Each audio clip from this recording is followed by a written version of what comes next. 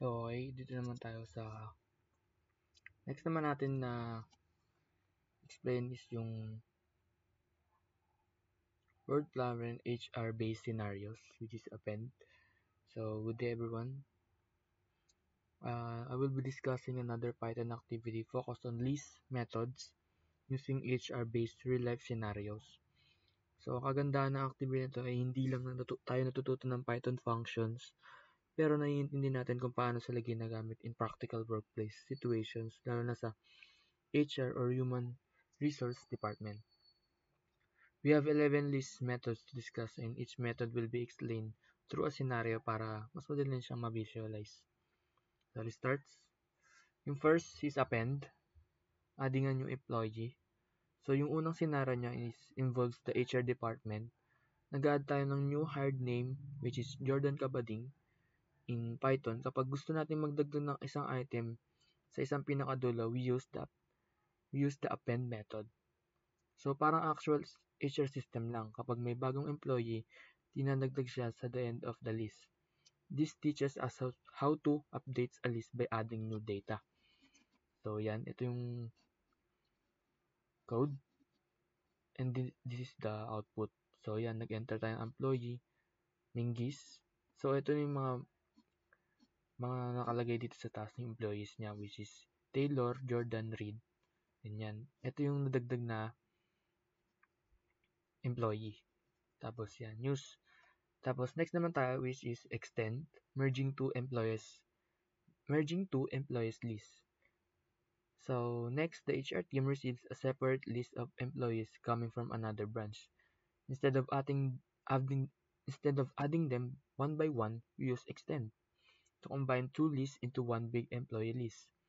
Parang pinagsama mo lang dalawang Excel sheets into one master copy. This is useful when handling large datasets or bunch transfer. So, yan. Ito yung code natin. Yan, yung main employees natin, Taylor, Garcia, and Reed. Tapos ito yung transfer natin, si Landon and Taylor. Ito yung main employee, Taylor, Garcia. Tapos yan, nanagdag na si Landon, tsaka si Taylor. Nadagdag lang. So, next, insert. Adding an employee into a specific position. So, sa third scenario, gusto ng HR na ilagay si Ana Reyes sa second position of the list. Hindi na dito sapat ang append. Kailangan natin dito yung insert, which is allows to place an item anywhere in the list by specifying the index. This simulates priority tracking or ranking system within HR. So, sa insert, pwede ka maglagay ng pangalan kung saan mo pwede sila naka-arrange. Kunwari, dito sa Garcia, gusto mo siya dyan isingit, pwede mo tang gamitin yung insert with using this place. So, tingnan natin yung output. Yan.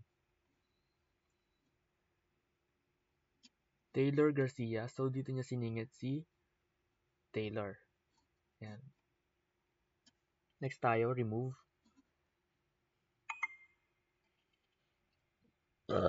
Excuse me. So, this scenario, Mark Santos resigned from the company. Para tanggalin siya sa employee list, gumagamit tayo ng remove method, which looks a matching item and deletes it. Ganito rin ng real HR workflow kapag nag-resign ng employee.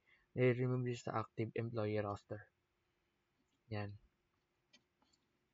Gamitin na siya ng remove employee remove. Tapos, i-remove natin si Seth, which siya yung nag-resign. Print, update HR employees, remove employees. So, ito yung output niya. Yan, wala na si Seth. Tanggal na siya. So, next natin,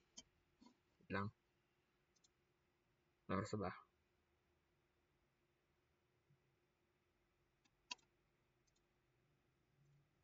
Next natin is si Pop. Ending a contract employee. Here, the HR department wants to remove the last employee in the temporary contract list. Yung pub method removes the last item by default, returns the remove value. So, makukuha natin dito kung sino ang last employee na natapos ng kontrata. This mimics short term for project staffing. So, yung POP, siya yung pinaka magbubura. So, nakalagay kasi dito, remove employees POP number 5. So, yung pinaka dito sa dulo niya yun. So, si Jordan yun nang wala kasi siya yung pinakadulo. Pag POP, sa pinakadulo yung mawawala. So, 6, clear, erasing all test data. The HR trainee mistakenly created a test list and needs to delete everything. Instead of removing item one by one, we use clear, which empties the entire list. Ito parang delete all sa button system lang. Sa button system lang. Yan.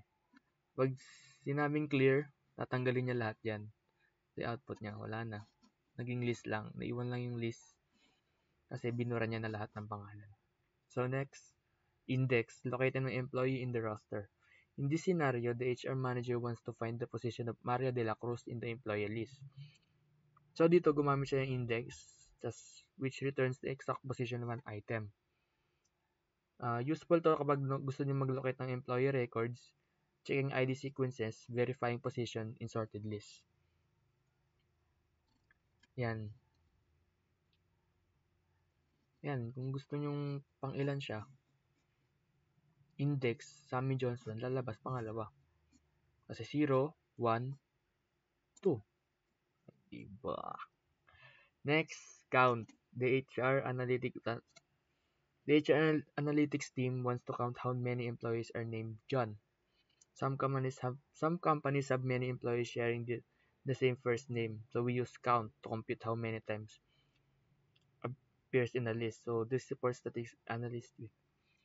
So yung count, binibilang lang niya kung ilan yung mga naulit na pangalan. Yan, tulad yan. Ilan yung naulit na look? 5. Ito yung output niya, 5. Next, sort.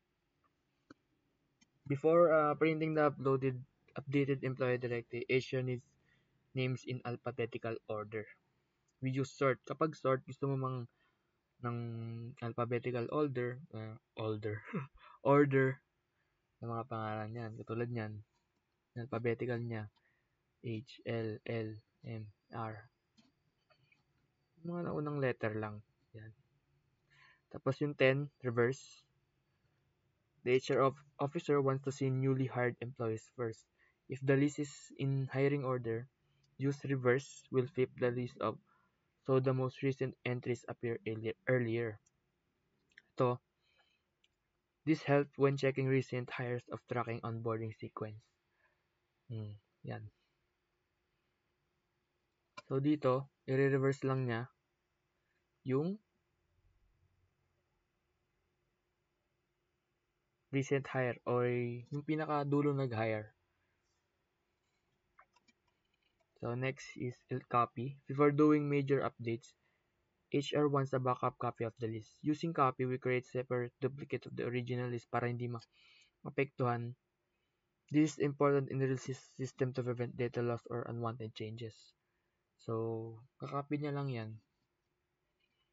Lahat. So, yun lang.